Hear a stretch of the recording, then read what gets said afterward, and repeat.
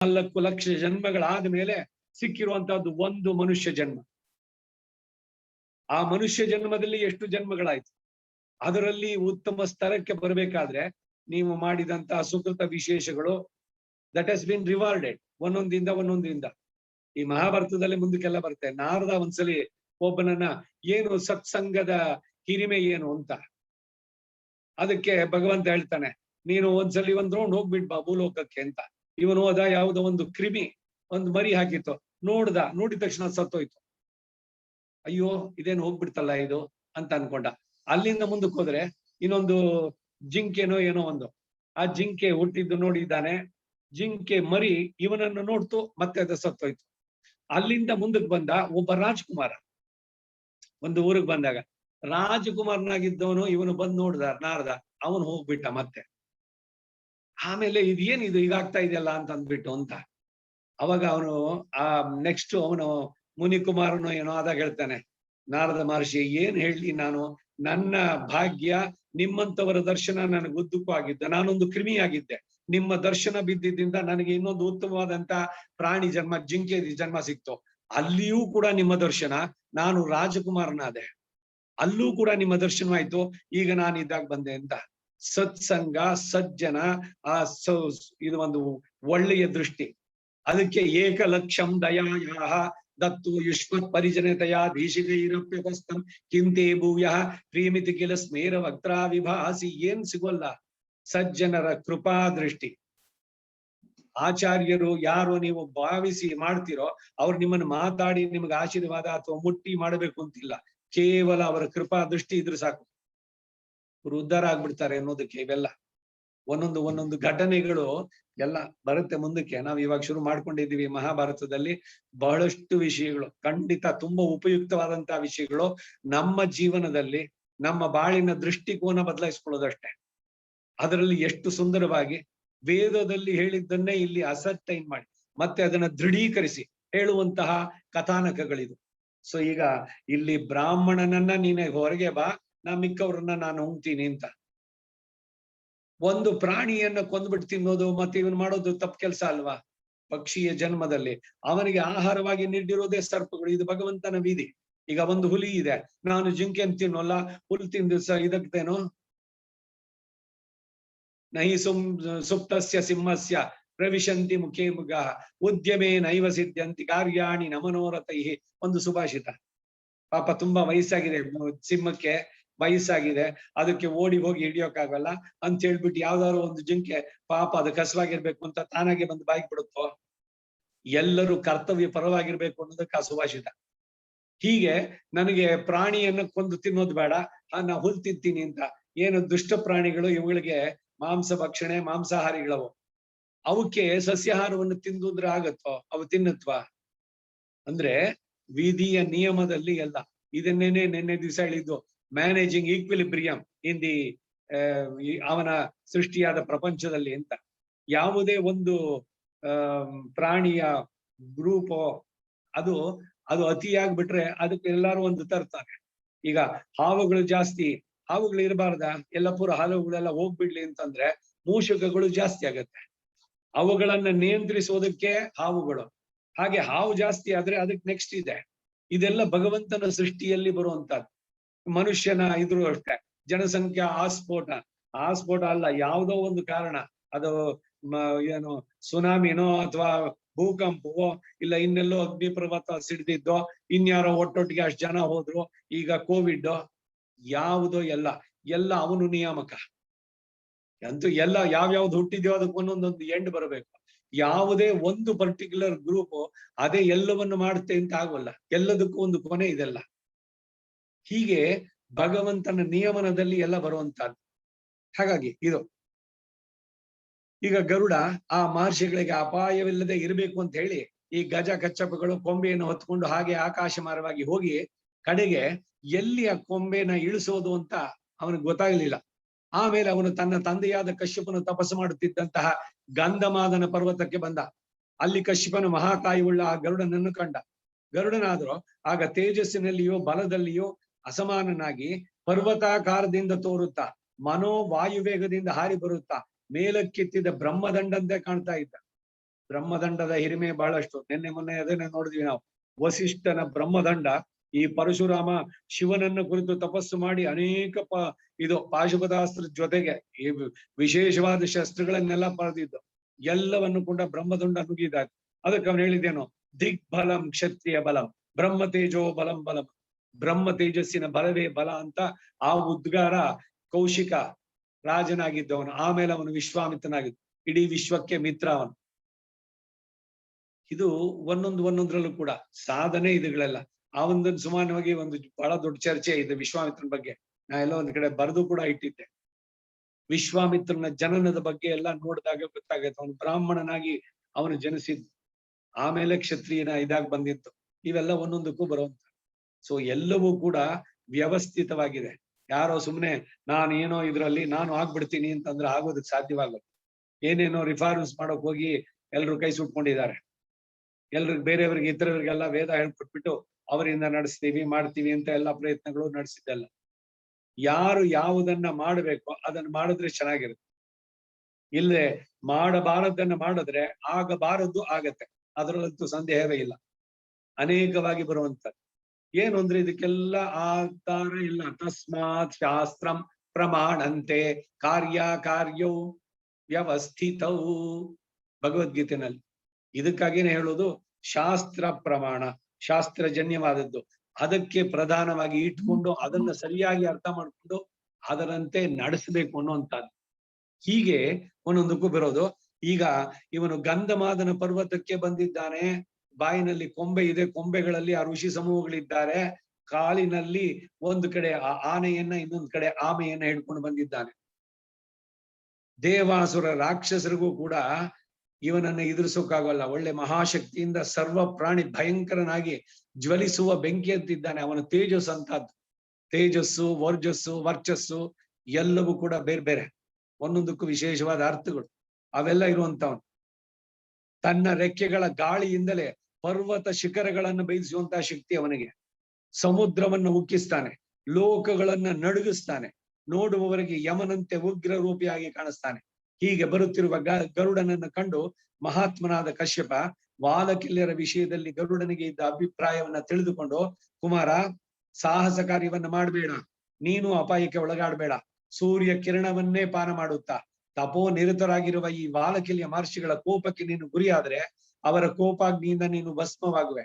ಅದಕ್ಕೆ ಅವಕಾಶವಿಲ್ಲದಂತೆ ಎಚ್ಚರದಿಂದರು ಎಂದು ಹೇಳಿ ಆಮೇಲೆ ಮಹಾತ್ಮರು ಪಾಪರಹಿತರು ಆದಂತಹ ಆ ವಾಲಕಿಲ್ಯರನ್ನು ಕುರಿತು ಹೀಗೆ ಅಂತ ಹೇಳಿದ್ರು. ಹೇ ತಪಸ್ವಿಗಳಿರ, ನನ್ನ ಮಗನಾದ ಗರುಡನು ಈಗ ಆರಂಭಿಸಿದ ಕಾರ್ಯ ಪ್ರಜೆಗಳ ಹಿತಕ್ಕಾಗಿ. ಏನಿವನು ಆರಂಭಿಸಿದ ಕಾರ್ಯ? ಅಮೃತವನ್ನು ತಂದು ಕೊಟ್ಟು ಕಾರ್ದ್ರವೇಯರು, ಕದ್ರುವಿನ ಮಕ್ಕಳು, ಸರ್ಪಗಳ ಅವರುಗಳಿಂದ ಈ ತಾಯಿಯ ದಾಸ್ಯವನ್ನು ಬಿಡುಗಡೆ ಮಾಡುವಂತ. ವೈನತೆಯ ಸಹಸ್ರನಾಮದಲ್ಲಿ ಮಾತೃ ಶಾಪ ದಾಸ್ಯ ವಿಮೋಚಕ ಅಂತಂದ್ಬಿಟ್ಟಿದೆ. ಅವನನ್ನ ಕೊಂಡಾಡ್ಬೇಕಾದ್ರೆ ತಾಯಿಗೆ ಬಂದಂತಹ ದಾಸ್ಯ ಅದನ್ನ ವಿಮೋಚನೆ ಮಾಡಿದಂತ. ಹಾಗಾಗಿ ನೀವು ಕೂಡ ಇವನಿಗೆ ಅನುಕೂಲರಾಗಿ ನೀವು ಅದಕ್ಕೆ ಅನುಮತಿಯನ್ನು ಕೊಡಬೇಕು ಅಂತ ಅವರಲ್ಲಿ ಪ್ರಾರ್ಥಿಸಿದ್ರು.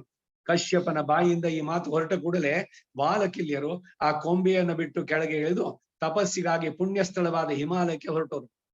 ಆಮೇಲೆ ಇತ್ತಲಾಗಿ ಗರುಡನು ಕೊಂಬೆಯನ್ನ ಬಾಯಲ್ಲಿ ಕಚ್ಚಿದುಕೊಂಡಿದ್ದ ಹಾಗೆಯೇ ತೊದಲು ಮಾತಿನಿಂದ, ಜನಕ, ನಾನು ಈ ಕೊಂಬೆಯನ್ನು ಎಲ್ಲಿ ಬಿಸಾಡ್ಲಿ? ಮನುಷ್ಯ ರಹಿತವಾದ ಸ್ಥಳವೊಂದನ್ನ ನನಗೆ ತೋರಿಸ್ಬೇಕು ಎಂದ. ಅದಕ್ಕ ಕಶ್ಯಪನು ಸಮೀಪದಲ್ಲಿ ನಿರ್ಜನವಾಗಿಯೂ ಸದಾ ಮಂಜಿನಿಂದ ಮುಚ್ಚಿದ ತಪ್ಪಲುಗಳು ಉಳ್ಳದ್ದಾಗಿದ್ದು ಮನುಷ್ಯನಿಗೆ ಮನಸ್ಸಿನಿಂದಲೂ ಹೋಗಲು ಅಸಾಧ್ಯವಾದದ್ದು ಇದ್ದಂತಹ ಪರ್ವತವೊಂದನ್ನು ತೋರಿಸಿದ. ಗರುಡ ಆ ಪರ್ವತ ವಿಶಾಲವಾದ ಮಧ್ಯಪ್ರದೇಶಕ್ಕೆ ಆ 3 ಭಾರಗಳೊಡನೆ ವೇಗದಿಂದ ಹೊರಟ. 100 ಗೋಚರ್ಮಗಳಿಂದ ಹೆಣದ ಹಗ್ಗದಿಂದಾದರೂ ಸುತ್ತಿ ಎಳೆಯಲಿಕ್ಕಾಗದಂತಹ ಆ ಮಹಾಶಾಖೆಯೊಡನೆ ಗರುಡನು 100 ಯೋಜನಗಳ ದೂರಕ್ಕೆ ಹಾರಿ ಹೋಗಿ ತನ್ನ ತಂದೆಯು ಹೇಳಿದಂತೆ ಅದನ್ನು ಆ ಪರ್ವತದ ಮೇಲೆ ಮಹಾಧ್ವನಿ ಉಂಟಾಗುವಂತೆ ಬಿಸಾಡಿದ. ನೋಡಿ, ಗರುಡ ಎಷ್ಟು ವಿವೇಕದಿಂದ ಮಾಡಿದ. ಈಗ ವಾಲಿ ಆ ದುಂದುಬಿಯನ್ನು ಕೊದ್ದನಲ್ಲ, ತೆಗೆದು ಬಿಟ್ಟು ಎತ್ತಿ ಬಿಸಾಕದ. ಅದು ಬಂದು ಬಿದ್ದಿದ್ದು ಈ ಋಷ್ಯಶೃಂಗನ ಆಶ್ರಮದಲ್ಲಿ. ಮಹರ್ಷಿಗೆ ಕೋಪ ಬಂತು. ನನ್ನ ಆಶ್ರಮವನ್ನೆಲ್ಲ ಕಲುಷಿತ ಮಾಡಿ ಅದರ ಶುದ್ಧಿ ಎಲ್ಲ ಹಾಳಾಗುವಂತೆ ಮಾಡಿದ್ನಲ್ಲ, ನೀನ್ ಇಲ್ಲಿಗೆ ಬಂದು ನಿನ್ನ ತಲೆ ಬಿದ್ದೋಗ್ಲಿ ಅಂತಂದ. ಆ ಶಾಪ ವಾಲಿಗಿದ್ ಗೊತ್ತಾಯ್ತು. ಅದಕ್ಕೆ ಸುಗ್ರೀವ ಅಲ್ಲಿ ಹೋಗಿ ಸೇರ್ಕೊಂಡಿದ್ದು ಋಷ್ಯಮುಖ ಪರ್ವತದಲ್ಲಿ. ಅವನ ಮಹರ್ಷಿಯ ಮತಂಗಾಶ್ರಮ ಇವುಗಳೆಲ್ಲ ಬರುವಂತದ್ದಲ್ಲಿ. ಒಬ್ಬೊಬ್ರು ಏನೇ ಕೆಲಸ ಮಾಡ್ಬೇಕಾದ್ರು ಕೂಡ ತಮಗ್ ಶಕ್ತಿ ಇದೆ ಅಥವಾ ಎಲ್ಲೋ ನೋಡ್ಬಿಟ್ಟು ಏನೋ ಮಾಡಿ ಆಗೋದು ಅಲ್ಲ. ಇನ್ನೊಬ್ಬರಿಗೆ ತೊಂದರೆ ಆಗತ್ತಾ ಅದನ್ನ ವಿಚಾರಿಸಿ ನೋಡ್ಬೇಕು. ಮತ್ತೊಬ್ಬರಿಗೆ ತೊಂದರೆ ಆಗದಂತೆ. ಈಗ ಯಾರು ಕಸ ಇದ್ ಮಾಡೋದು, ಕಾರ್ನಲ್ಲೋ ಸ್ಕೂಟ್ರಲ್ಲೋ ಬರೋದು, ತೆಗೆದ್ಬಿಟ್ಟು ಯಾರ್ದೋ ಮನೆ ಮುಂದೆ ಬಿಸಾಕ್ಬಿಟ್ಟು ಹೋಗ್ಬಿಡೋದು. ಕಸವನ್ನ ಡಿಸ್ಟ್ರಿಬ್ಯೂಟ್ ಮಾಡಕ್ಕೆ ಇಲ್ವಾ ಪ್ಲೇಸ್ಗಳು? ಆ ಜಾಗದಲ್ಲಿ ಬೆಳಗಾದ ತಕ್ಷಣ ಬಂದು ಕಲೆಕ್ಟ್ ಮಾಡ್ತಾರೆ, ಅವ್ರಿಗೆ ಕೊಟ್ರಾಗತ್ತೆ. ಇಲ್ಲ ಎಲ್ಲಿ ಅದು ಮೇನ್ ವ್ಯಾನ್ ಬರುತ್ತೋ ಆ ಜಾಗದಲ್ಲಿ ತಗೊಂಡು ಹೋಗಿ ಹಾಕಿದ್ರೆ ಸರಿ. ಯಾರ್ದೋ ಮನೆ ಮುಂದೆ ಹಾಕ್ಬಿಟ್ಟು ಬಂದ್ರೆ ಸರಿನಾ? ಅಲ್ಲಿ ಇಲ್ಲಿ ಕಾಣ ಸಿಗೋದು ಒಂದೊಂದು ಒಳ್ಳೇದು ಕಾಣಿಸುತ್ತೆ. ನಾನು ಹೀಗೆ ಹೊರದೇಶದ ಪ್ರವಾಸಕ್ಕೆ ಹೋದಾಗ ಡಾಗ್ ಲಿಟರಿಂಗ್ ಅಂತಂದ್ರೆ ಅದು $200 $500 ಫೈನ್. ಈಗ ಇತ್ತೀಚೆಗೆ ಬೆಳಗ್ಗೆ ವಾಕಿಂಗ್ ಹೊರಡ್ಬೇಕಾದ್ರೆ ಯಾರೋ ಒಬ್ರು ಲೇಡಿ ಆ ನಾಯಿನ್ ಕರ್ಕೊಂಡ್ ಬಂದಿದ್ರು, ಕೈನಲ್ಲಿ ಒಂದು ಕವರು ಇದೆಲ್ಲ. ಅದು ನಾವು ಮಲ ವಿಸರ್ಜನೆ ಮಾಡಿದ್ದನ್ನೆಲ್ಲ ತೆಗೆದು ಅದನ್ನ ಅವ್ರು ಹಾಕೊಂಡು ಎಷ್ಟು ಅಪರೂಪ ನೋಡಿ. ಶಬಾಷ್, ಇವ್ರು ಈ ದೇಶದವ್ರಲ್ಲ, ಎಲ್ಲೋ ಇದ್ ಬಂದವ್ರು ಅಂತ ಅನ್ಕೊಂಡೆ ನಾನು. ಯಾಕೆ ನಮಗ್ ಆಗಲ್ವಾ ಅದನ್ನ? ಯಾರ್ದೋ ಮನೆ ಮುಂದೆ ತಂದ್ಬಿಟ್ಟು ಇವ್ರ ನಾಯಿ ಇದು ಗಲೀಜು ಮಾಡಿಸಿದ್ರೆ. ಈಗ ಒಂದೇನು ಮನುಷ್ಯರು ಬರೀ ದೇಶಕ್ಕೆ ಇದಾಗಿ ಹೋಗೋದಿಲ್ಲ. ಎಲ್ಲಾರು ನೀವು ತುಳಿದ್ರೆ ಅದು ನಾಯಿಯ ಮಲವನ್ನೇ ತುಳಿಯುವಂತದ್ದು. ಇದಾಗೋದು ಯಾತಕ್ಕೆ? ನಿಮ್ಮ ನಾಯಿಗೆ ಫ್ರೀ ಆಗ್ಬೇಕದು. ಅದ್ ತಂದ್ಬಿಟ್ಟು ಯಾರ್ದೋ ಮನೆ ಮುಂದೆ ಮಾಡಿಸೋದಾ? ಇವರಿಗೆಲ್ಲ ಸಿವಿಕ್ ಸೆನ್ಸ್ ಇದೆಯಾ? ಒಂದೊಂದು ಕೂಡ ಒಬ್ಬೊಬ್ಬರ ಜೀವನದಲ್ಲಿ ನಡಿಬೇಕಾದ್ರೆ ನಮ್ಮ ಮನೆ ಶುದ್ಧವಾಗಿ ಇಟ್ಬಿಟ್ಟು ಸಾಕು, ಯಾರ್ದಾರು ಹಾಳಾಗ್ಲಿ. ಈ ಆಟಿಟ್ಯೂಡ್ ಇದ್ರೆ ಖಂಡಿತ ಭಗವಂತ ಮೆಚ್ಚೋಲ್ಲ. ಈಗ ಅವ್ರಿಗೇನು ಯಾರು ಶಾಲು ಓದಿಸಿ ಅವ್ರಿಗೆ ಓಹೋ ನಿಮಗೆ ಬಹಳಷ್ಟು ನಾಗರಿಕ ಪ್ರಜ್ಞೆ ಇದೆ ಅಂತ ಏನಾದ್ರು ಸನ್ಮಾನ ಮಾಡಿದ್ರ? ಇಲ್ಲ ಅದನ್ನ ಬಯಸಿ ಏನಾರು ಅವಳು ತೆಗೆದ್ಲ? ಪ್ರತಿ ಒಬ್ಬರಿಗೂ ಒಂದೊಂದು ರೆಸ್ಪಾನ್ಸಿಬಿಲಿಟಿ ಇದೆ. Man is A social animal, ಸಮಾಜದಲ್ಲಿ ಸಂಘಜೀವಿ. ನಮ್ಮ ಕಾರ್ಯಕ್ರಮದ ಇವಾಗ ರಸ್ತೆ ಚೆನ್ನಾಗಿದೆ, ಆರಾಮಾಗು. ಆ ರಸ್ತೆ ಸಿದ್ಧವಾಗೋಕೆ ಎಷ್ಟು ಜನ ಮಾಡಿದ್ರು? ಅದ್ರ ಬಗ್ಗೆ ಏನಾದ್ರು ಪರಿಕಲ್ಪನೆ ಇದೆಯಾ? ಅದನ್ನು ಶುದ್ಧವಾಗಿ ಇಡ್ಬೇಕು ಅನ್ನೋದು ಇವರಿಗೆ ಬೇಡವಾ ಮನಸ್ಸಿನಲ್ಲಿ? ಇದೇ ಎಲ್ಲವೂ ಸಂಸ್ಕಾರ ಅನ್ನೋದು. ಈ ಸಂಸ್ಕಾರಗಳಿಲ್ಲದ್ರೆ ಇನ್ನೇನು ಬೆಳೆದಿದ್ದು ಹಾಗಾರೆ ಅಂತ. ಸುಮ್ನೆ ದುಡ್ಡು ತಿಂದು ಎಲ್ಲೋ ಮಾಡಿದ್ವಿ, ಎಲ್ಲೋ ಬಿಸಾಕದ್ವಿ ಅಂತ. ಈ ಒಂದು ಘಟನೆ ಒಂದೊಂದಕ್ಕೂ ನಾನು ಲಿಂಕ್ ಮಾಡಿ ಹೇಳ್ತಾ ಇದ್ದೀನಿ, ಎಷ್ಟು ಉಪಯೋಗ ಆಗಿ. ಗರುಡನಾದವನು, ಅವನಿಗೆ ಎಲ್ಲ ಇದಿರ್ತಿಲ್ಲ. ಅದಕ್ಕೆ ಅವನ ತಂದೆನ್ ಕೇಳ್ದ, ಈ ಕೊಂಬೆ ಬಹಳ ದೊಡ್ಡದಾದಂತ ಕೊಂಬೆ ಅದು, ಎಲ್ಲಿ ಮನುಷ್ಯರ ಸಂಚಾರ ಇಲ್ವಾ? ಯಾಕೆಂದ್ರೆ ಇದನ್ನೆಲ್ಲೋ ಬಿಸಾಕೋದು, ಇನ್ಯಾವುದೋ ಅಲ್ಲಿ ಮನುಷ್ಯರು ಇವರುಗಳಿಗೆ ಅದರಿಂದ ಆಘಾತವಾಗಿ ಪ್ರಾಣ ಹೋಗೋದು ಇದೆಲ್ಲ ಆದ್ರೆ ಅಂತ ಅಂದ್ಬಿಟ್ಟು. ಅದಕ್ಕಾಗಿ ಕಶ್ಯಪ ಸಜೆಸ್ಟ್ ಮಾಡಿದಂತೆ ಎಲ್ಲೋ ದೂರದ ಒಂದು ಪರ್ವತ, ಆ ಪ್ರದೇಶದಲ್ಲಿ ತಗೊಂಡೋಗಿ ಹಾಕ್ಬಿಟ್ಟು ಬಂದ.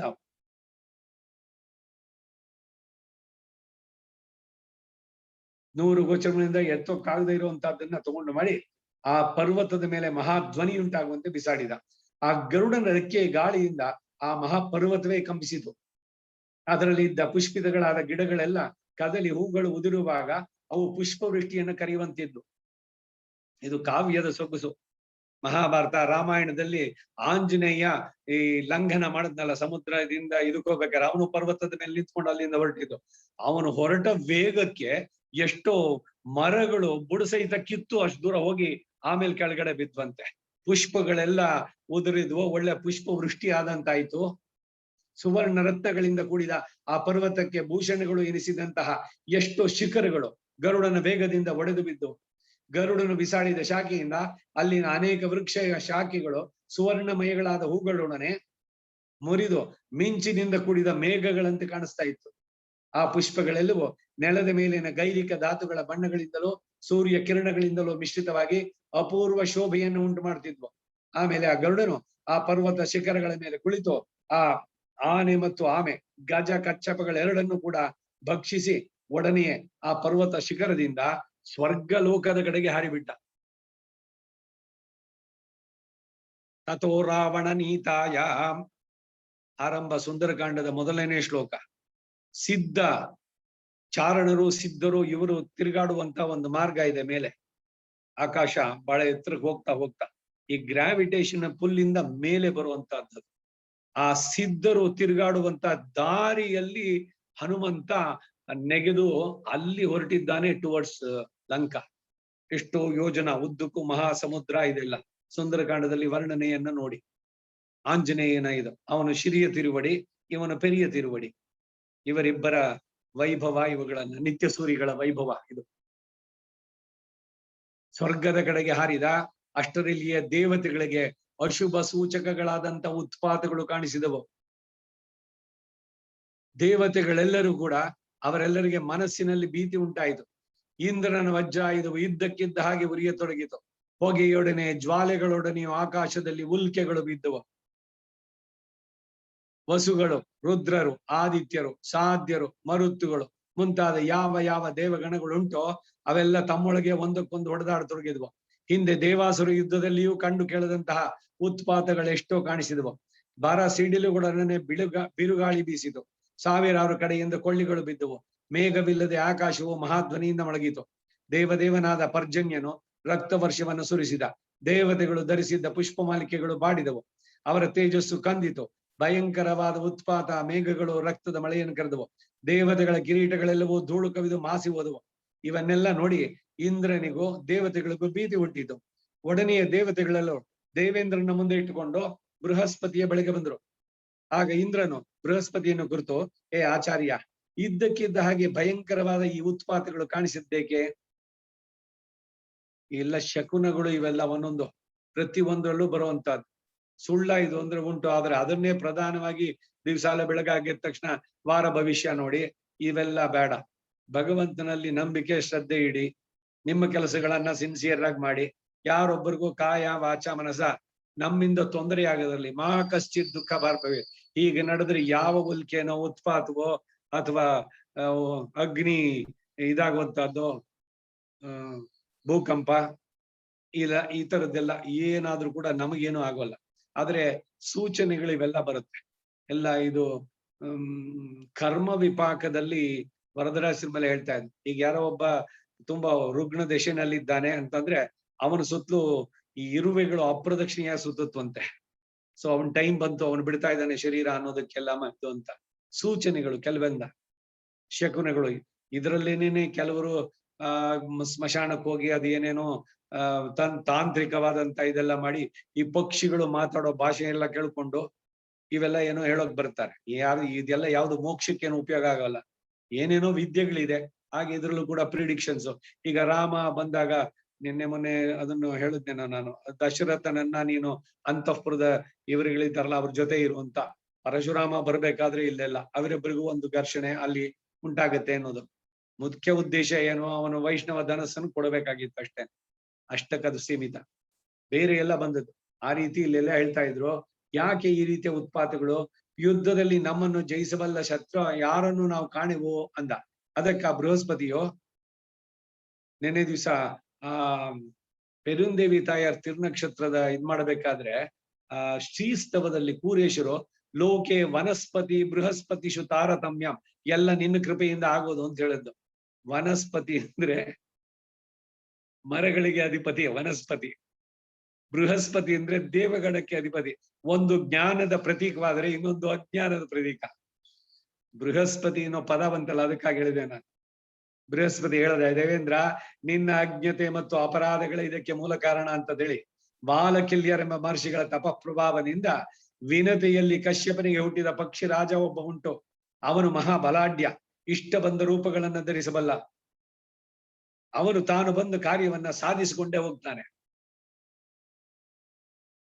ಆಳವಂದ ಸ್ತೋತ್ರರತ್ನದಲ್ಲಿ ದಾಸಸ್ಸಕ ವಾಹನ ಮಾಸನಂ ಧ್ವಜೋ ಯಸ್ತೆ ವಿತಾನಂ ವ್ಯಜನಂ ತ್ರಯೀಮಯ ಉಪಸ್ಥಿತಂ ತೇನ ಪುರೋ ಗರುತ್ಮತ ತ್ವದಂಗ್ರಿ ಸಮ್ಮರ್ಧ ಕಿಣಾಂಕ ಶೋಭಿನ ಅಂತ ಇವನ ನಿತ್ಯ ಸೂರಿ.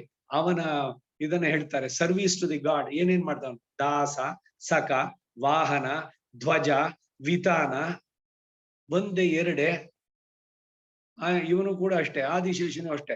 ಷಂಡ್ರಾಲ್ ಕುಡೆಯಾಂ ಇರಂದಾಲ್ ಸಿಂಗಾಸನಮ ನಿಂದ್ರಾಲ್ ಮರವಡಿಯಂ ನೀಳ್ಕಡಲ್ என்று புனையாம் அணிவிளக்காம் பூம்பட்டாம் புல்ஹோம் அணையாம் ತಿರುಮಾರ್ಕೆ ಅರವು. ಆದಿಶೇಷನ ಸರ್ವೀಸು. ಈ ಅನಂತ ಗರುಡ ವಿಶ್ವಕ್ಸೇನ ಏನು ಸೇವೆ ಮಾಡ್ತಾರೋ ಆ ಸೇವೆಯನ್ನ ನಾವು ಕೂಡ ಭಗವಂತನಿಗೆ ಮಾಡಬಹುದು. ಯಾವಾಗ? ಅಲ್ಲಿ ಹೋದ್ರೆ. ನಿತ್ಯ ಕೈಂಕರ್ಯ ಪ್ರಾಪ್ತಿ ಅಪೇಕ್ಷೆಯ ಪಾರಮಾರ್ಥಿಕಿ ಭಗವತ್ ಚರಣಾರವಿಂದ ಶರಣಾಗತಿ ಯಥಾವಸ್ಥಿತ ಅವಿರತಾಸ್ತುಮೇ ಅಂತ ರಾಮಾನುಜರು ಹೇಳಿ ಪ್ರಾರ್ಥನೆ ಮಾಡಿ. ನಿತ್ಯ ಕೈಂಕರ್ಯ ಉನಕ್ಕೇ நாம் ஆழ்ச்செய்வோம் ಎತ್ತೈಕೋಂ ಏಳೇಳ್ ಪಿರವಿಕ್ಕೋಂ. ಈ ಒಂದೇ ಅಲ್ಲ, ಇನ್ನು ಎಷ್ಟು ಜನ್ಮ ಬಂದ್ರು ಕೂಡ ನಿನಗೆ ಕೈಂಕರ್ಯ ಮಾಡುವಂತಹ ಭಾಗ್ಯ ಒಂದು ಕೊಟ್ಬಿಡು ಸಾಕು ನಮಗೆ, ಇನ್ನೇನು ಬೇಡ. ಎನಗೆ ಭೋಗ ಭಾಗ್ಯ ಬೇಡ, ಎನಗೆ ಜಪ ತಪವೂ ಬೇಡ, ಎನಗೆ ನಿನ್ನ ಚರಣ ಸೇವೆ ನಿತ್ಯವಾಗಲಿ. ಇವರೆಲ್ಲರೂ ಹೇಳುವಂತಹದ್ದು ಮೋಕ್ಷ ಸಾಮ್ರಾಜ್ಯದಲ್ಲಿ ಸಿಗುವಂತಹ ಕೈಂಕರ್ಯ. ಇಲ್ಲಿಯೂ ಕೂಡ ನಾವು ಅದನ್ನು ಮಾಡೋಣ, ಭಗವಂತನಿಗೆ ಕಿಂಕರರಾಗಿರೋಣ. ಇದೇನೆ ಈ ಅಡಿಯೇನ್ ಅನ್ನೋದ್ರಲ್ಲಿ ಭಗವಂತನಿಗೆ ಸೇರಿದವರಿಗೆಲ್ಲ ಮಾಡುವಂತಹ ಸೇವೆ. ಅಡಿಯೇನ್ ದಾಸನ್ ಭಾಗವತ ಅಪಚಾರ ಆಗದಂತೆ ಅಲ್ಲಿ ನಡೆಸುವಂತಹದ್ದು. ಇದನ್ನ ಮಾಡಿದ್ರೆ ಈ ಜೀವನದ ಸಾರ್ಥಕತೆ. ಇದು ಬಿಟ್ಟು ಧನ ಧಾನ್ಯ ಪಶು ಸಂಪತ್ತು ದೀರ್ಘವಾದ ಆಯಸ್ಸು ಮಕ್ಕಳು ಮೊಮ್ಮಕ್ಕಳು ಇವೆಲ್ಲ ಗೌಣ ಕರ್ಮಾಯತ್ತವಾಗಿ ಇವೆಲ್ಲ ಬರುವಂತಹದ್ದಷ್ಟೇ. ಇವೆಲ್ಲ ಯಾವುದನ್ನು ಬಯಸ್ಬೇಕಾಗಿಲ್ಲ. ನಿತ್ಯ ಕೈಂಕರ್ಯ ಭಗವಂತನಲ್ಲಿ ಸಿಗ್ಬೇಕು. ಇಲ್ಲಿದ್ದಾಗ್ಲೂ ಕೂಡ ಭಗವಂತನ ಸೇವೆಯನ್ನು ಮಾಡೋದಕ್ಕೆ ಒಂದು ಅವಕಾಶ ಸಿಗಲಿ. ಅದಕ್ಕೇನಾದ್ರು ಉಪಯೋಗವಾದ್ರೆ ಈ ಶರೀರ ಭಗವಂತ ಕೊಟ್ಟಿದ್ದಕ್ಕೆ ಸಾರ್ಥಕತೆ. ಇಲ್ಲಿ ಮಾಡಿದ್ದು ಅಲ್ಲಿಯೂ ಮುಂದುವರಿಯುತ್ತೆ ಮೋಕ್ಷ ಸಾಮ್ರಾಜ್ಯದ. ಇಲ್ಲಾದ್ರೆ ಅಜ್ಞಾನ, ಏನೋ ಅಹಂಕಾರ ಮಮಕಾರಗಳು ಎದ್ದು ಸತ್ವಗುಣ ಚೆನ್ನಾಗಿದ್ದಾಗ ಸ್ವಲ್ಪ ಸರಿ. ಅದೇನಾದ್ರು ತಮೋ ರಜೋಗುಣಗಳು ಜಾಸ್ತಿ ಆಗ್ಬಿಟ್ರೆ ಎಲ್ರಿಗೂ ಬಿಟ್ಟಿದ್ದಲ್ಲ. ಅದರಿಂದ ಬಹಳ ಎಚ್ಚರಿಕೆಯಿಂದ ಇರ್ಬೇಕು. ಹೀಗೆಲ್ಲ ಬರುವಂತದ್ದು. ಬೃಹಸ್ಪತಿ ನೋಡಿ ಎಲ್ಲವನ್ನು ತಿಳಿದ. ಇವರಿಗೆಲ್ಲ ಹೇಗೆ ಅಂದ್ರೆ ಕೇವಲ ತಮ್ಮ ಜ್ಞಾನ ಚಕ್ಷಸ್ಸಿನಿಂದ ಎಲ್ಲವನ್ನು ನೋಡೋರು. ತ್ರಿಕಾಲದರ್ಶಿಗಳು ಅಂತ. ತ್ರಿಕಾಲ ಅಂದ್ರೇನು? ಭೂತ ಭವಿಷ್ಯತ್ತು ವರ್ತಮಾನ ಎಲ್ಲವದರ ಅರಿವು ಅವ್ರಿಗಿದೆ. ಈಗ ಈ ನಾಡಿ ಶಾಸ್ತ್ರದಲ್ಲಿ ಹಿಂದೆ ನೀವು ಏನೇನಾಗಿದೆ ಎಲ್ಲದನ್ನು ಹೇಳಿದ್ರು ಅಂತ. ಮುಂದೆ ಏನಾಗುತ್ತೆ ಅದನ್ನು ತಿಳಿಯಬಲ್ರು. ಸರಿಯಾಗಿ ತಿಳಿದವ್ರಾದ್ರೆ ಎಲ್ಲವನ್ನು ಹೇಳಕ್ ಹೋಗಲ್ಲ. ಯಾಕೆ ಅಂದ್ರೆ ಇವರೇ ದೇವರಾಗ್ಬಿಡ್ತಾರೆ. ಎಲ್ಲ ನಮ್ ಪ್ರೆಡಿಕ್ಷನ್ಸ್ ಎಲ್ಲ ಸರಿಯಾಗಿ ಆಗ್ಬಿಟ್ರೆ ಅದು ಆ ವರಾಹ ಮಿಹಿರ ಬರೆದಂತ ಬೃಹತ್ ಜಾತಕದ ಮೊದಲನೇ ಶ್ಲೋಕದಲ್ಲಿ ಹೇಳ್ತಾನೆ, ಯಾರ್ದೇ predictions it cannot be 100% perfect. ಯಾಕೆ ಅಂದ್ರೆ ಇವನು ದೇವರಾಗ್ಬಿಡ್ತಾನೆ. ಅವಾಗ ಭಗವಂತ ಇದ್ದಾನೆ, ದೈವಾತ್ರ ಪಂಚಮಂ, ಅವನನ್ನ ಮೀರಿ ಅಲ್ಲ. ಇದರ ವಿವೇಕ ಇದ್ದು ಅದರ ಉಪಯೋಗ ಯಾವುದಕ್ಕೋ ಎಷ್ಟಕ್ಕೋ ಅಷ್ಟಕ್ಕೆ ಮಾತ್ರ ಸೀಮಿತವಾಗಿರ್ಬೇಕು. ಸೊ ಹೀಗೆ ಇವನ್ ಹೇಳ್ದ, ಏನನ್ನು ಬೇಕಾದ್ರೂ ಸಾಧಿಸಬಲ್ಲ ವೈನತೆಯ ಬರ್ತಾ ಇದ್ದಾನೆ. ಅದಕ್ಕಾಗಿ ನಿಮಗೆ ಈ ಎಲ್ಲ ಉತ್ಪಾದಕರು. ಈ ಮಾತನ್ನ ಕೇಳಿದೊಡನೆ ದೇವೇಂದ್ರನು ಅಮೃತಕ್ಕೆ ಕಾವಲಾಗಿದ್ದ ದೇವ ಯೋಧರನ್ನ ಕುರಿತು, ಎಲೈ ಮಹಾವೀರ್ಯವು ಬಲವು ಉಳ್ಳಂತಹ ಪಕ್ಷಿ ಒಂದು ನಮ್ಮಲ್ಲಿರುವ ಅಮೃತವನ್ನ ಅಪರಿಸಿಕೊಂಡು ಹೋಗೋದಕ್ಕೆ ಬರ್ತಾ ಇದೆ. ನೀವೆಲ್ಲರೂ ದೃಢವಾದ ಕವಚಗಳನ್ನ ಆಯುಧಗಳನ್ನ ಧರಿಸಿ ಅಮೃತದ ಸುತ್ತಲೂ ಕಾವಲಿದ್ದು ಆ ಅಮೃತವು ಅದಕ್ಕೆ ಸಿಕ್ಕದಂತೆ ನೋಡಿಕೊಳ್ಬೇಕು. ಆ ಪಕ್ಷಿಯು ಅಸಮಾನ ಬಲವುಳ್ಳ ಎಂದು ಗುರುವಾದ ಬೃಹಸ್ಪತಿಯೇ ಹೇಳಿದ್ದಾನೆ ಎಂದ. ಈ ಮಾತನ್ನು ಕೇಳಿ ದೈವ ಭಟರೆಲ್ಲರೂ ಆಶ್ಚರ್ಯಗೊಂಡು ಬಹಳ ಎಚ್ಚರಿಕೆಯಿಂದ ಆ ಅಮೃತಕ್ಕೆ ಕಾವಲಾಗಿ ನಿಂತರು. ಇಂದ್ರನೂ ವಜ್ರಧಾರಿಯಾಗಿ ಅಲ್ಲಿಯೇ ಕಾವಲಿದ್ದ. ಅನೇಕ ದೇವ ವೀರರು ಸುವರ್ಣ ವೈಢೂರ್ಯ ಖಚಿತಗಳಾದ ಕವಚಗಳನ್ನ ಧರಿಸಿ ಭಯಂಕರಗಳಾದ ವಿವಿಧ ಅಸ್ತ್ರಗಳನ್ನ, ಚರ್ಮದ ಗುರಾಣಿಗಳನ್ನ, ತೀಕ್ಷ್ಣವಾದ ಅಲಗುಳ್ಳ ಕತ್ತಿಗಳನ್ನ, ಉರಿಯನ್ನ, ಕಿಡಿಯನ್ನು, ಹೊಗೆಯನ್ನು ಕಕ್ಕುವಂತಹ ಚಕ್ರಗಳನ್ನ, ಪರಿಗಗಳು, ತ್ರಿಶೂಲಗಳು, ಗಂಡುಗೊಳಲಿಗಳು, ವಿವಿಧ ಶಕ್ತಿಗಳು, ಕಾಂತಿಯಿಂದ ಥಳಥಳಿಸುವ ಬಗೆಯ ಕತ್ತಿಗಳು, ತಮ್ಮ ತಮ್ಮ ದೇಹದ ಅಳತೆಗೆ ಸರಿಯಾದ ಗದೆಗಳು, ಇವುಗಳನ್ನೆಲ್ಲ ಸಿದ್ಧವಾಗಿ ಹಿಡಿದು ದಿವ್ಯಾಭರಣಗಳಿಂದ ಅಲಂಕೃತ ಆಗಿ ಇನ್ನು ತಮಗೆ ಭಯ ಇಲ್ಲ ಎಂಬ ನಂಬಿಕೆಯಿಂದ ಅಲ್ಲಿ ಕಾವಲಾಗಿದ್ದು. ಗರುಡ ಒಬ್ಬ, ಅವನನ್ನ ಎದುರಿಸೋದಕ್ಕೆ ಇಡೀ ದೇವ ಸೇನೆ ಸಿದ್ಧವಾಗಿಬಿಟ್ಟಿದೆ. ಎಣೆ ಇಲ್ಲದ ಪರಾಕ್ರಮಗಳುಳ್ಳಂತಹ ಅನೇಕ ದೈತ್ಯ ನಗರಗಳನ್ನು ಧ್ವಂಸ ಮಾಡಿದವರಾದಂತಹ ದೇವ ವೀರರು ಉರಿಯುವ ಬೆಂಕಿಯಂತೆ ದೇಹಕಾಂತಿ ಉಳ್ಳವರಾಗಿ ಅಮೃತವನ್ನ ರಕ್ಷಿಸಿಕೊಳ್ಳುವುದರಲ್ಲಿ ಬಹಳ ಎಚ್ಚರಿಕೆಯಿಂದಿದ್ರು. ಕೈಯಲ್ಲಿ ಹಿಡಿದ ಲಕ್ಷೋಪಲಕ್ಷ ಆಯುಧಗಳು ಮತ್ತು ಮೈ ಮೇಲಿನ ಆಭರಣಗಳ ಕಾಂತಿಯಿಂದ ಪ್ರಕಾಶಿಸುತ್ತಿದ್ದಂತಹ ಆ ದೇವ ಸೈನ್ಯ ಸೂರ್ಯ ಕಿರಣ ಆವೃತವಾದಂತಹ ಆಕಾಶದಂತೆ ಅಪಾರವಾಗಿತ್ತು. ಈ ದೇವ ಸೇನೆಗೆ ಅಧಿಪತಿ ಯಾರು ಅಂದ್ರೆ ಇವನು ಷಣ್ಮುಖ, ದೇವಸೇನಾಪತೆ. ಸಂಗೀತದಲ್ಲಿ ಅವನ ಹಾಡ್ತಾರೆ. ದೇವಗಣಕ್ಕೆ ದೇವತೆಗಳ ಸೇನೆಗೆ ಇವನು ಸೇನಾಧಿಪ ಅಂದ್ರೆ ಇವನು ಷಣ್ಮುಖ ಸುಬ್ರಹ್ಮಣ್ಯ. ಅಲ್ಲಿಗೆ 30ನೇ ಅಧ್ಯಾಯ. ಅಷ್ಟಮೈ ಸಮೇತ ಶ್ರೀ ಕೃಷ್ಣಾಯ ಪರಬ್ರಹ್ಮಣೇ ನಮಃ. ಅಥ ಏಕತ್ರಿಂಶೋಧ್ಯಾಯ. ಅಷ್ಟಮೈ ಸಮೇತ ಶ್ರೀ ಕೃಷ್ಣಾಯ ಪರಬ್ರಹ್ಮಣೇ ನಮಃ. ವಾಲಕಿಲ್ಯರ ತಪಸ್ಸಿನಿಂದ ಗರುಡನು ಹುಟ್ಟಿದ ಕತೆ, ಅವನಿಗೆ ಪಕ್ಷಿ ರಾಜ ಅಭಿಷೇಕ. ಈ ನಡುವೆ ಶೌನಕನು ಸೂತ ಪುರಾಣಿಕನನ್ನು ಕುರಿತು, ಹೇ ಮಹಾತ್ಮ, ಬೃಹಸ್ಪತಿಯು ದೇವೇಂದ್ರನನ್ನು ಕುರಿತು ಅವನ ಅಪರಾಧವೇ ಈ ಅನರ್ಥಕ್ಕೆ ಕಾರಣ ಅಂತ ಹೇಳಿದ್ದಾಗಿ ತಿಳಿಸಿದೆ ಅಲ್ವೇ? ದೇವೇಂದ್ರನು ಮಾಡಿದ ತಪ್ಪೇನು? ಅವನ ಅಜ್ಞತೆಯು ತಾನೇ ಏನು?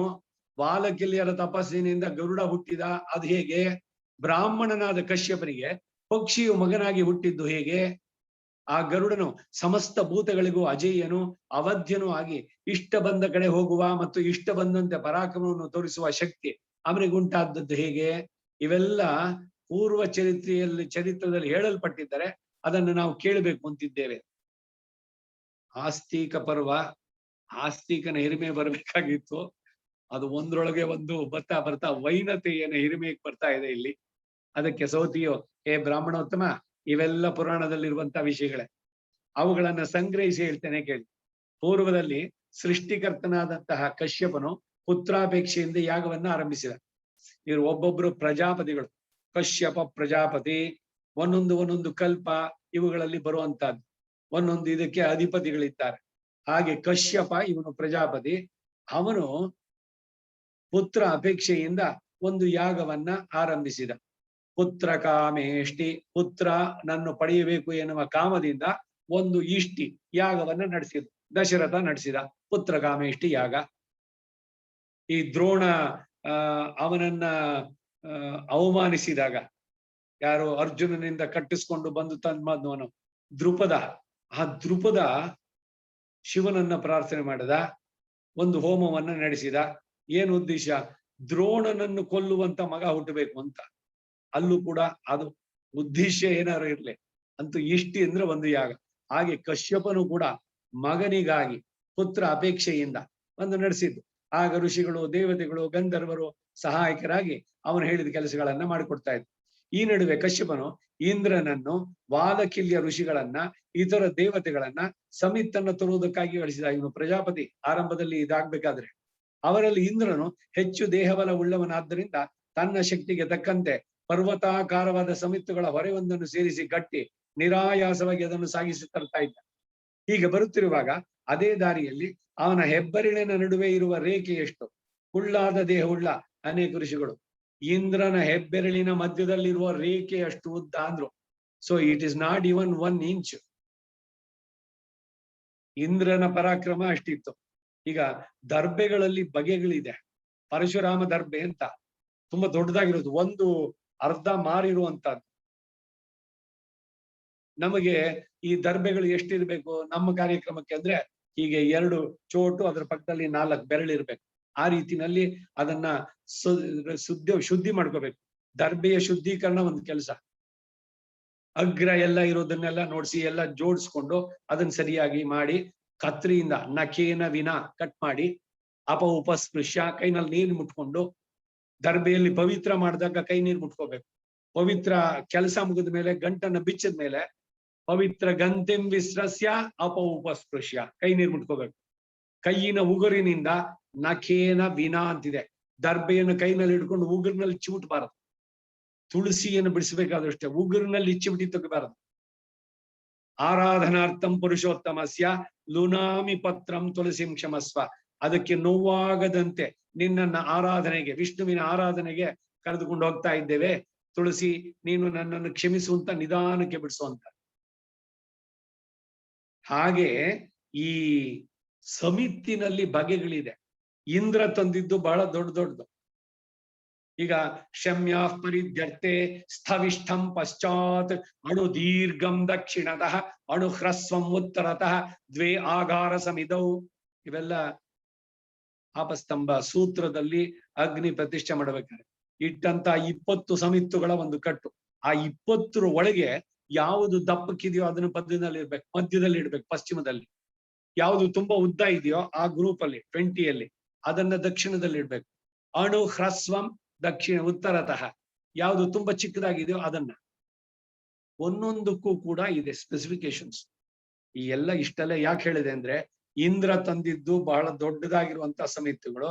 ಈ ವಾಲಕಿಲ್ಯರು ಒಂದು ಸಣ್ಣ ಮುತ್ತುಗದ ಕೊನೆಯನ್ನ ಹೆಗಲದ ಮೇಲೆ ಹೊತ್ತುಕೊಂಡು ಅದರ ಭಾರವನ್ನೇ ತಡೆಯಲಾರದೆ ತಮ್ಮ ಮೈಯೊಳಗೆ ತಾವು ಹುದುಕಿಕೊಂಡಂತೆ ಭಾರದಿಂದ ಕುಗ್ಗಿ ಅದನ್ನು ಹೊರಲಾರದೆ ಹೊತ್ತುಕೊಂಡು ಬರ್ತಾ ಇದ್ರು. ಸಮಿತ್ತು ಪಲಾಶ, ಮುತ್ತುಗದ ಸಮಿತ್ತು ಬಹಳ ಶ್ರೇಷ್ಠ. ಆ ಮುತ್ತುಗಕ್ಕೆ ಬಹಳ ಇದು ಹೆರ್ಮೆ, ಸುಶ್ರವ ಅಂತದಕ್ಕೆ ಹೆಸರು. ಇವೆಲ್ಲ ಉಪನಯನ ಇವುಗಳೆಲ್ಲ ಫಲಾಶ ದಂಡ ಸಂಗ್ರಹಣ ಅಂತಾನೆ ಒಂದು ವಿಧಿ. ಅಧ್ಯಾತ್ಮ ವಿದ್ಯೆಯನ್ನ ವಿಶೇಷವಾಗಿ ಭಗವಂತನ ಬಗ್ಗೆ ತಿಳಿಯೋದಕ್ಕೆ ವೇದಾಂತಗಳನ್ನು ಕಳಿಬೇಕಾದ್ರೆ ಶ್ರೋತ್ರಿಯಂ ಬ್ರಹ್ಮನಿಷ್ಠಂ ಸಮಿತ್ಪಾಣಿ ಅಂತ ಹೇಳುತ್ತೆ. ಸಮಿತ್ತು ಅಂದ್ರೆ ಎಲೆಗಳ ಜೊತೆಗೆ ಇರುವಂತಹ ಒಂದು ಮುತ್ತುಗದ ಕಡ್ಡಿಯನ್ನು ಹಿಡ್ಕೊಂಡು ಬಂದು ಗುರುವನ್ನ ಅಪರಿಚಿಸಬೇಕು. ಶ್ರೋತ್ರಿಯಂ ಬ್ರಹ್ಮನಿಷ್ಠಂ ಗುರುಮೇವ ಅಭಿಗಚ್ಚೇತ್. ಮುತ್ತುಗದ ಕಡ್ಡಿ ಇರಬೇಕು. ಯಾಕೆ ಅಂದ್ರೆ ಅದಕ್ಕೆ ಹೆಸರೇ ಸುಶ್ರವ ಅಂತ. ಆ ಎಲೆಗಳಿಗೆ ಹೆಸರು ಮುತ್ತುಗದ ಎಲೆ. ಅದರಿಂದಾನೇ ಹೋಮಕ್ಕೆ ಉಪಯೋಗಿಸುವಂತ ಸೌಟು ದರ್ವಿ, ಮುತ್ತುಗದ ಎಲೆ. ಮಧ್ಯಮೇನ ಪರ್ಣೇನ ಜುಹುಯಾತ್. ಮಧ್ಯಮದ ಎಲೆ ಇದೆಯಲ್ಲ, 3 ಎಲೆಗಳಲ್ಲಿ ಆ ಮಧ್ಯದ ಎಲೆಯಿಂದ ಹೋಮವನ್ನು ಮಾಡಬೇಕು ಅಂತ ಬರುತ್ತೆ. ಅದರಲ್ಲಿ ಒಂದು ಪ್ರಧಾನ ದರ್ವಿ, ಇನ್ನೊಂದು ಇತರ ದರ್ವಿ ಅಂತ ಇಟ್ಕೋಬೇಕು.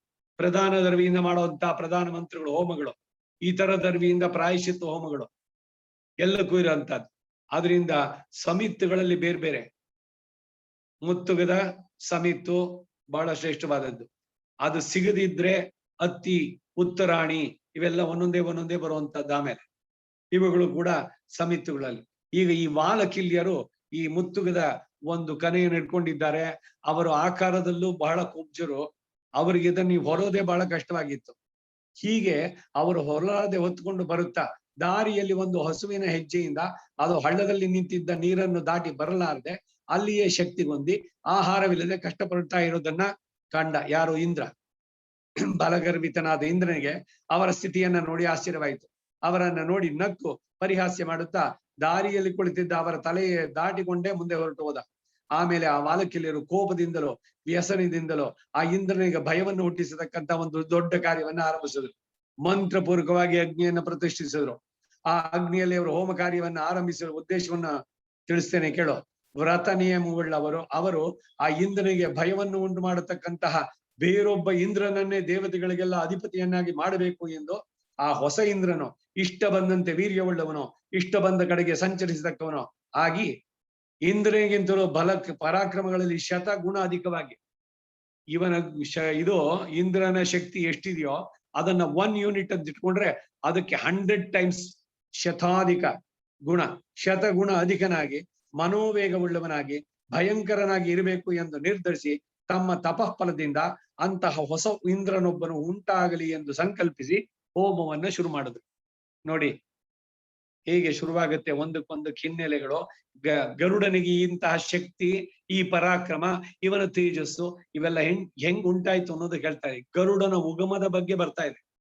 ಬಹಳ ಸುಂದರವಾದದ್ದು, ಬಹಳ ಮುಖ್ಯವಾದದ್ದು. ನಿತ್ಯ ಸೂರಿಗಳಲ್ಲಿ ಒಬ್ಬ, ಅವನ ಚರಿತ್ರೆ ಬಹಳ ಸುಂದರವಾಗಿ ಬರ್ತಾ ಇರುವಂತಹದ್ದು. ಈ ವೃತ್ತಾಂತ ಇಂದ್ರನ ಕಿವಿಗೆ ಮುಟ್ಟಿತು. ಅದನ್ನು ಕೇಳಿದೊಡನೆ ಅವನು ಭಯಪಟ್ಟು ದುಃಖದಿಂದ ಕಶ್ಯಪನ ಬಳಿಗೆ ಬಂದು ಮರೆ ಹೊಕ್ಕ. ಪ್ರಜಾಪತಿ ಕಶ್ಯಪನಲ್ಲಿಗೆ, ಕಶ್ಯಪನ ತಾನೇ ಕಳಿಸ್ಕೊಟ್ಟಿದ್ದು. ಇಂದ್ರ, ಈ ವಾಲಕಿಲ್ಯರು ನೀವೆಲ್ಲ ಸಮಿತನ್ನ ತಗೊಂಡ್ ಬನ್ನಿ, ನಾನೊಂದು ಪುತ್ರಗಾಮೇಷ್ಟಿ ಯಾಗ ಮಾಡ್ತೀನಿ ಅಂತ. ಒಂದಕ್ಕೊಂದಕ್ಕೆ ಹೇಗೆ ಇಂಟರ್ ಲಿಂಕ್ಡ್ ಅನ್ನೋದಿಲ್ಲ. ಕಶ್ಯಪನು ವಾಲಕಿಲ್ಯರ ಬರಿಗೆ ಹೋಗಿ, ಎಲ್ಲ ಈ ಮಹರ್ಷಿಗಳಿರ, ನೀವು ಯಾವ ಫಲವನ್ನು ಉದ್ದೇಶಿಸಿ ಈ ಹೋಮ ಕಾರ್ಯವನ್ನು ಆರಂಭಿಸಿದ್ರಿ? ವಾಸ್ತವ ಸ್ಥಿತಿಯನ್ನ ನನಗೆ ತಿಳಿಸಿ ಎಂದರು. ಆಗ ಸತ್ಯವಾದಿಗಳಂತ ಋಷಿಗಳು, ಏ ಮಹಾತ್ಮ, ಐಶ್ವರ್ಯದ ಹೆಮ್ಮೆಯಿಂದ ಕೊಬ್ಬಿ ಸದಾಚಾರ ಏನು ಅಂತ ತಿಳಿಯದೆ ಅಮಾರ್ಗದಿಂದ ಹೋದ ಈ ದೇವೇಂದ್ರನಿಂದ ನಾವು ಅವಮಾನಿಸಲ್ಪಟ್ಟೆವು. ಅವನ ಹೆಮ್ಮೆಯನ್ನು ಮುರಿಯಬೇಕು ಎಂಬುದಾಗಿಯೇ ನಾವು ಈ ಕಾರ್ಯವನ್ನ ಆರಂಭಿಸಿದ್ದೇವೆ. ಅದು ಹಾಗೆಯೇ ನಡೆದೇ ತೀರ್ಬೇಕು ಅಂದ್ರು.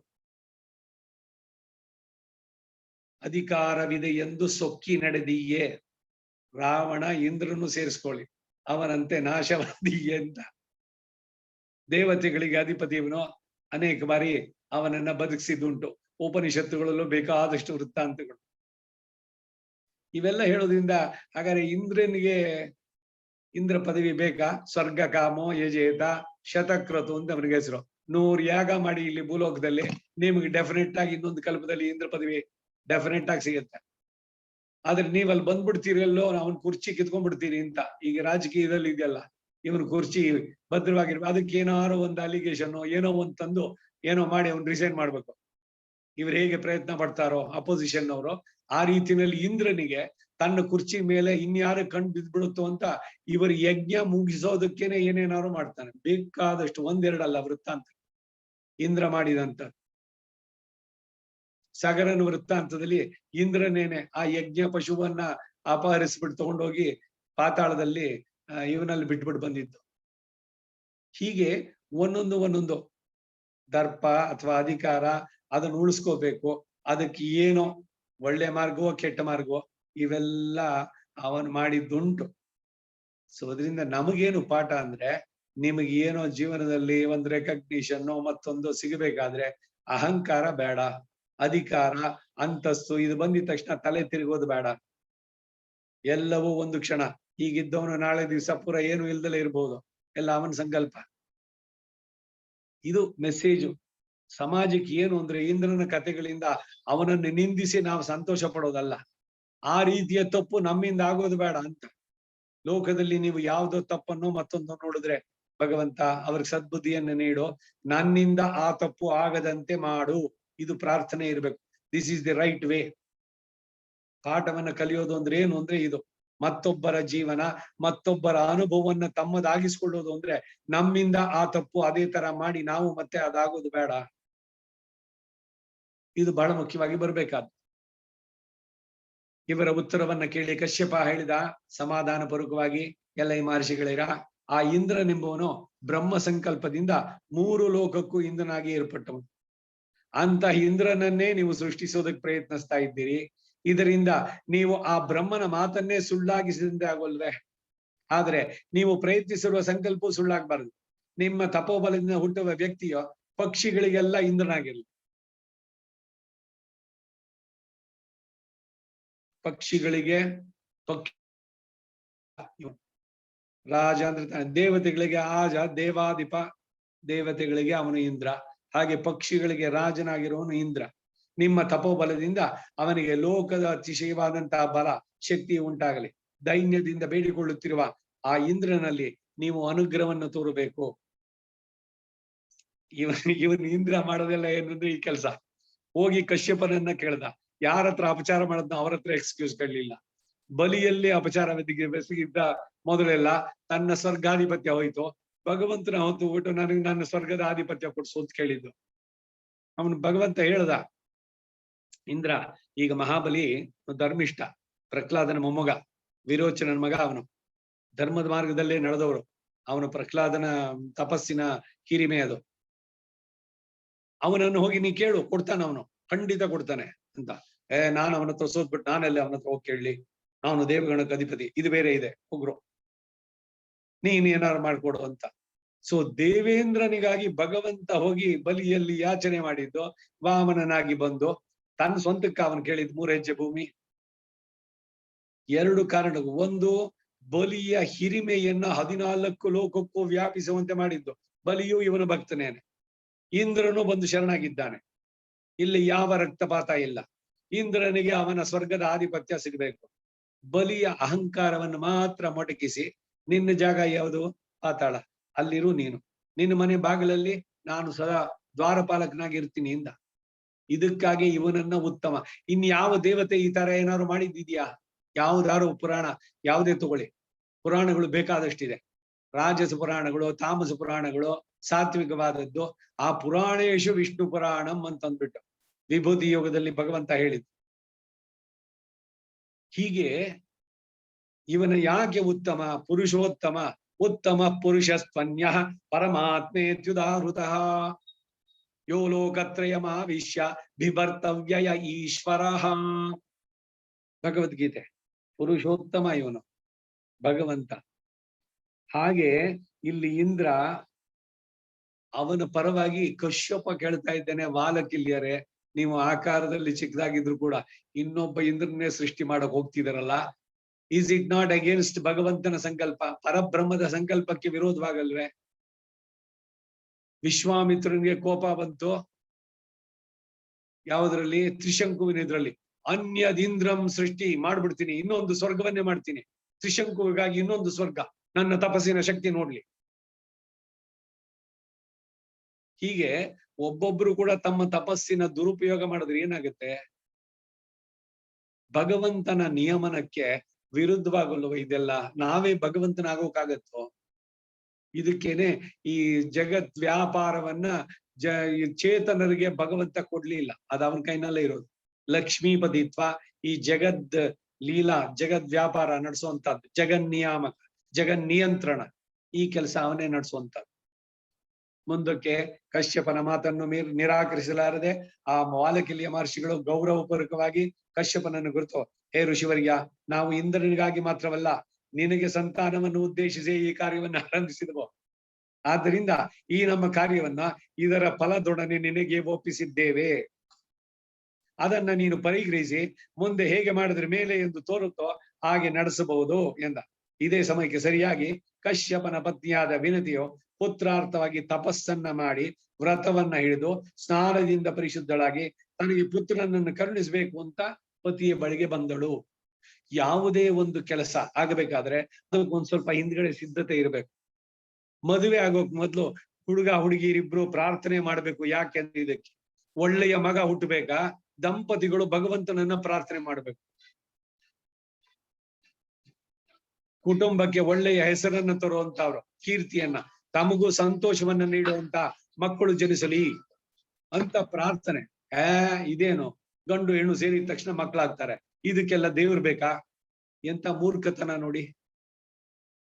ಎಲ್ಲವೂ ಯಾರಿಂದ ಸಾಧ್ಯವೋ ಒಳ್ಳೆಯ ಚೇತನ ಗರ್ಭದಲ್ಲಿ ಉಂಟಾಗ್ಬೇಕು ಅಂದ್ರೆ ಆ ಸೀಮಂತ ಅನ್ನುವಂತ ಸಂಸ್ಕಾರ ನಡಿಬೇಕು. ಗರ್ಭಕ್ಕೆ ನಡೆಸ್ಕೊಂತ ಸಂಸ್ಕಾರ ಅದು. ಪ್ರಥಮ ಗರ್ಭದ್ವಾರ ಸರ್ವಗರ್ಭ ಶುದ್ಧ್ಯರ್ಥಂ ಪುಂಸವನ ಸೀಮಂತೋನ್ನಯನಂಕರಿಷ್ಯೆ. ಒಂದೊಂದು ಎಷ್ಟೆಷ್ಟು ಮುಖ್ಯ ಅನ್ನೋದು. ಹೆಣ್ಣಿಗೆ ವಿವಾಹದಲ್ಲಿ ನಡೆಯುವಂತದ್ದೆಲ್ಲ ಸಂಸ್ಕಾರಗಳು. ಗೃಹಸ್ಥ ಧರ್ಮವನ್ನ ಸ್ವೀಕರಿಸಿ ಗೃಹಿಣಿಯಾಗಿ ಗುರುತರವಾದಂತಹ ಜವಾಬ್ದಾರಿಯನ್ನ ಪಡಿಬೇಕಾದ್ರೆ ಅವಳ ಶರೀರವೂ ಚೆನ್ನಾಗಿರ್ಬೇಕು, ಮಾನಸಿಕವಾಗಿಯೂ ಇದಾಗಿರ್ಬೇಕು, ದೇವತೆಗಳ ಕೃಪೆ ಚೆನ್ನಾಗಿರ್ಬೇಕು, ಒಳ್ಳೆಯ ಸಂತತಿಯನ್ನು ಪಡಿಬೇಕು, ಅದಕ್ಕೆ ಒಳ್ಳೆಯ ಸಂಸ್ಕಾರವನ್ನ ನೀಡಬೇಕು, ಉತ್ತಮ ಪ್ರಜೆಯನ್ನು ಪಡೆಯಬೇಕು. ಅದಕ್ಕಾಗಿ ವಿವಾಹದಲ್ಲಿ ಅಷ್ಟೆಲ್ಲ ಮಂತ್ರಗಳು. ಬರೀ ಸುಮ್ನೆ ಒಂದು ಮಾಂಗಲ್ಯ ಕಟ್ಟಿ ಸಪ್ತಪದಿ ತುಳಿಸ್ಬಿಟ್ಟು ಆಚಿ ಅಂತನ್ನೋದಲ್ಲ. ಈ ಮಾಂಗಲ್ಯ ಪಾಣಿಗ್ರಹಣ ಆದ ಮೇಲೇನೆ ಬರುತ್ತೆ ಪ್ರಧಾನವಾದ ಹೋಮಗಳು. ಬೇಗ ಮುಡ್ಚಿಡುಂಗ ಮಾಮ, ರೊಂಬ ಸಂಗ್ರಮ ಪಣಿಡುಂಗ ಪಶಿಂಗೆ ಅಪ್ರು ರಿಸೆಪ್ಷನ್ಗೆಲ್ಲ ರೆಡಿ ಆಗணும். ಎಂತೆಂತಹ ಅನಾಚಾರಗಳನ್ನ ಈ ಪುರೋಹಿತರ ಹತ್ರ ಮಾಡಿಸ್ತಾರೆ ಸಮಾಜ ಅಂತಂದ್ರೆ, ಅವ್ರು ಹೇಳ್ತಾರೆ சரி உங்களுக்கு பண்ணிச்சுடலாம், எனக்கு கொடுக்குற சம்பாவனை கொடுத்துடுங்கோ, வருமணியில் பண்றது 6 மணியில் பண்ணி விடுறேன். ரொம்ப முக்கியமானது என்ன இருக்குதோ அது பண்ணிவிடுங்க போரும். எந்தகேரி யாருக்கும் வேணுமில்ல, எல்லாரும் சேர்ந்து இருக்கா, ಎಲ್ಲ ವಾಚಿಡணும், ಕುಣಿಯணும், ಡ್ಯಾನ್ಸ್ பண்ணணும், ಏನೋ ಇದನ್ನ ಹಾಕೊಂಡು ಇನ್ನೇನೋ ಮಾಡ್ಬೇಕು. ಇದೆಲ್ಲ ಯಾರಿಗ್ ಬೇಕು? ಯಾರಿಗೆ ಜೀವನದ ಪೂರ್ಣ, ಇಬ್ಬರು ಬೇರೆ ಬೇರೆ ಕಡೆ ಬೆಳೆದವರು, ಅವರವರ ಟೆಂಪರ್ಮೆಂಟು, ಟೇಸ್ಟು, ಈಗೋ ಎಲ್ಲ ಕೂಡ ಬೇರೆ ಬೇರೆ. ಅವರೆಲ್ಲರೂ ಒಬ್ಬರಿಗೊಬ್ಬರಿಗೆ ಪೂರಕವಾಗಬೇಕು. ಅದಕ್ಕಾಗಿ ಎಲ್ಲ ದೇವತೆಗಳನ್ನು ಕುರಿತು ಮಾಡುವಂತ ಒಂದೊಂದೇ ಹೋಮಗಳು. ಇವೆಲ್ಲ ಯಾರಿಗ್ ಬೇಕು ಅಂದ್ರೆ ಯಾರಿಗೆ ನಷ್ಟ? ಹೆಣ್ಣಿನ ತಂದೆನೋ ಗಂಡಿನ ತಂದೆನೋ ಹೇಳ್ಬಿಟ್ಟು ಕೊಂಚ ಸಂಗ್ರಮ ಪಣ್ಣಿಡುಂಗ ಮಾಮ. ಎಷ್ಟು ಶೋಚನೀಯ ನೋಡಿ ಒಂದೊಂದು ಕಡೆ. ಈಗ ವಾಲಕಿಲ್ಯರು ನಡೆಸಿದಂತಹ ಹೋಮ ಇವೆಲ್ಲವನ್ನ ಕೂಡ ಇವರಿಗೆ ಒಪ್ಪಿಸಿದ್ದಾರೆ. ಆ ಸಮಯಕ್ಕೆ ವಿನತೆ ಕಶ್ಯಪನ ಪತ್ನಿ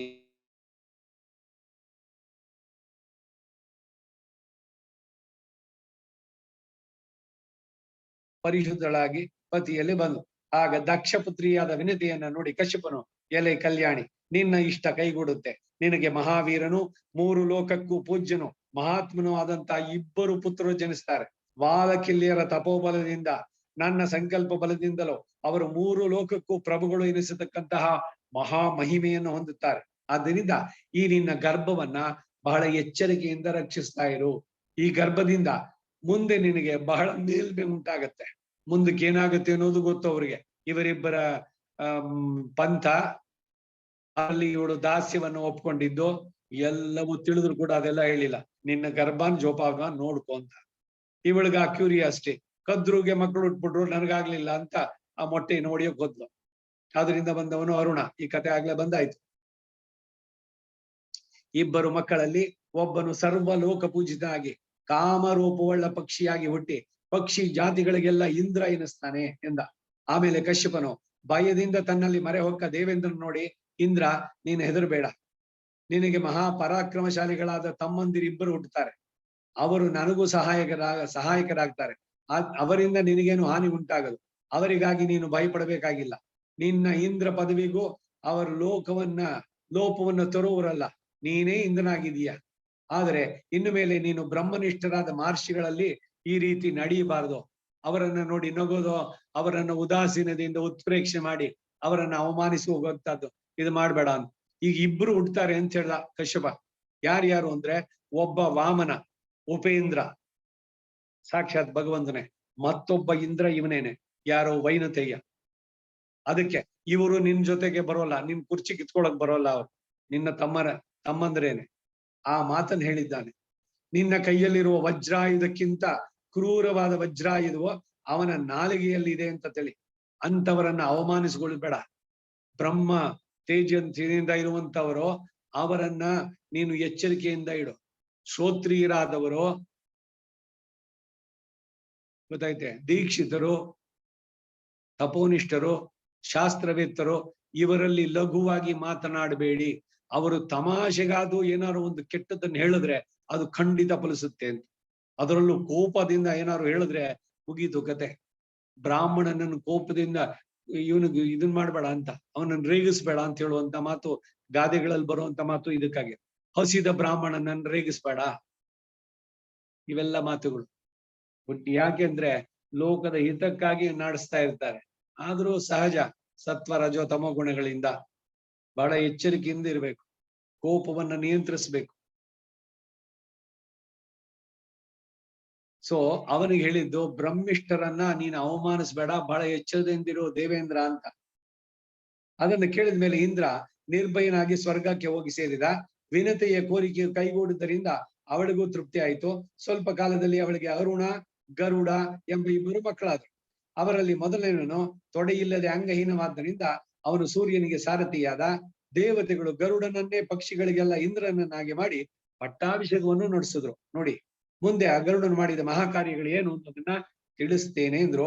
ಇತಿ 31 ಅಧ್ಯಾಯ, 31ನೇ ಅಧ್ಯಾಯ. ಅಷ್ಟಮಹಿ ಸಮೇತಾಶ ಕೃಷ್ಣಾಯ ಪರಬ್ರಹ್ಮಣೇ ನಮಃ. ಈ ಜಾಗದಲ್ಲಿ ನಿಲ್ಸ್ಕೊಂಡಿರೋಣ. ಮುಂದೆ ಏನು ಅನ್ನೋದನ್ನ ಮುಂದಿನ ವಾರ ನೋಡುವ. ವಸುದೇವ ಸುತಂ ದೇವಂ ಕಂಸ ಚಾಣೂರಮರ್ದನಂ ದೇವಕೀ ಪರಮಾನಂದಂ ಕೃಷ್ಣಂ ವಂದೇ ಜಗದ್ಗುರುಂ. ಸರ್ವೇ ಭವಂತು ಸುಖಿನಃ, ಸರ್ವೇ ಸಂತು ನಿರಾಮಯಾಃ, ಸರ್ವೇ ಭದ್ರಾಣಿ ಪಶ್ಯಂತು, ಮಾ ಕಶ್ಚಿತ್ ದುಃಖ ಭಾಗ್ ಭವೇತ್. ಸರ್ವಂ ಶ್ರೀ ವಾಸುದೇವಾರ್ಪಣಮಸ್ತು.